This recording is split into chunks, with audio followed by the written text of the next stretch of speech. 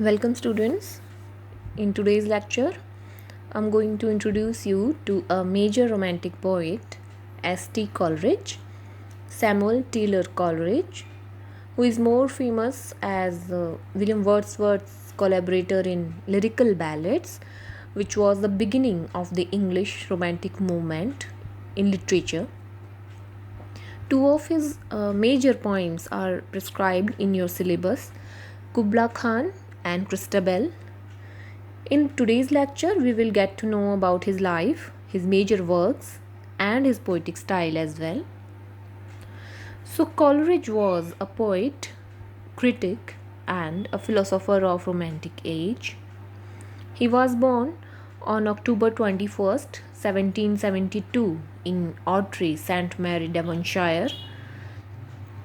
He was an extraordinarily precocious child. He could read at the age of 3, and before he was 5, he had read the Bible and the Arabian Nights, and he could also remember an astonishing amount from both the books.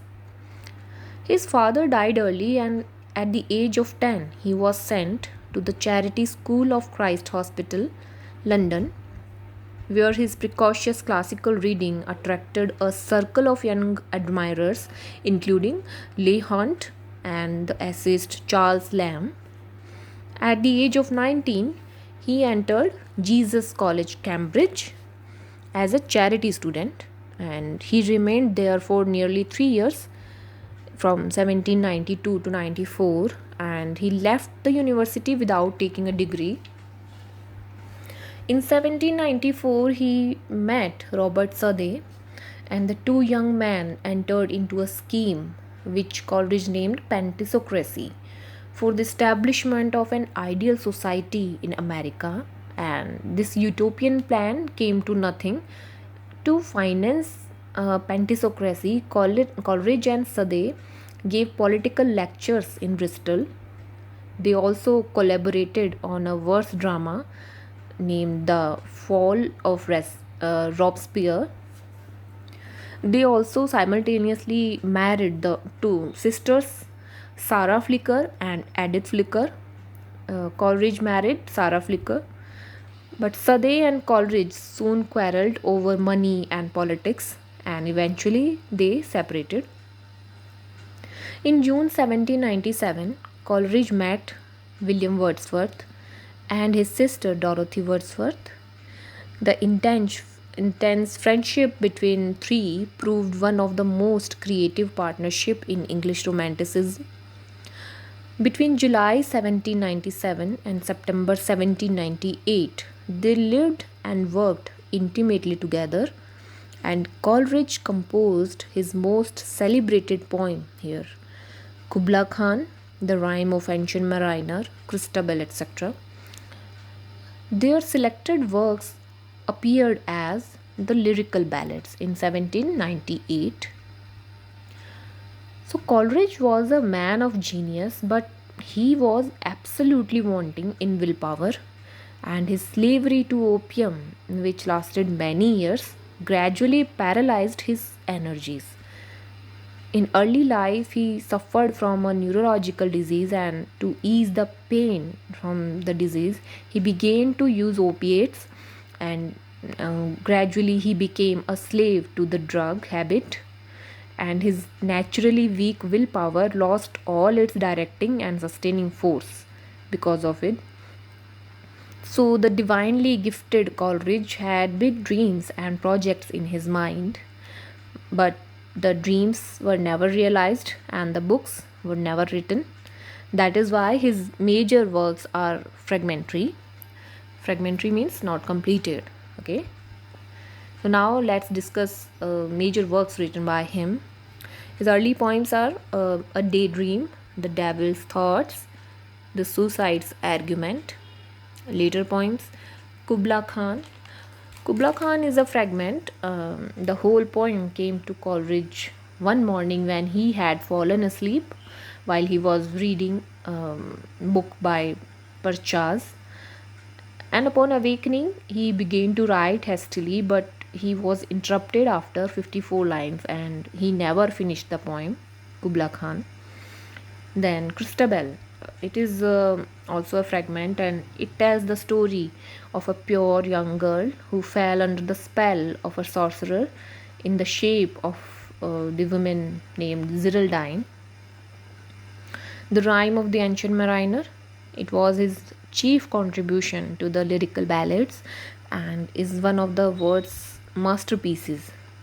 There are some other poems: Ode to France, Youth and Age, Dejection and Ode, Work Without Hope, prose works, Biographia Literaria, or Sketches of My Literary Life and Opinion, lectures on Shakespeare. Now, let's discuss Coleridge as a poet. We will discuss the major elements that are found in his poetry. Supernatural elements. So, supernatural means otherworldly, something beyond reality or something beyond natural. Some events or powers that cannot be explained by the laws of science, that is called supernatural. Okay, and this element we find in his major poems like Christabel and the Rime of Ancient Mariner. Then mystery. Coleridge had an unusual gift of evoking mystery of things, like character of Ancient Mariner in the poem The Rime of Ancient Mariner is mysterious in itself, and Ziraldine, a character from Christabel, looks mysterious because of the circumstances in which she makes her appearance. We also find imagination and a dreamlike quality in his poems. His major poems are fine. We find a strange dreamlike atmosphere and which gives them a vagueness, and it also intensifies their mystery. Okay. Then there is medievalism in his poetry. Um, his love of supernatural led him to an exploration of the Middle Ages, and he was fascinated by the romances and legends associated with them. In the Ancient Mariner, Kubla Khan and Christabel, we find a tinge of Middle Ages. Then we also find love of nature and musical quality in his poems. And if we talk about his narrative skill, he is superb in the art of storytelling. He knows how to create suspense or to evoke interest in the narrative. Then there is one important point to discuss: willing suspension of disbelief. So, what is willing suspension of disbelief? When you intentionally avoid logical thinking in examining something which is unbelievable or unrealistic, that is called willing suspension of disbelief. Okay, when you intentionally avoid some logical or critical thinking in examining something that is unrealistic, that is called willing suspension of disbelief. And this element, we find this element very much in his poems. Coleridge very beautifully creates this willing suspension of disbelief in his poetry. Okay, so that is all for today's lecture. In our next lecture, we will start the poem Christabel. Thank you.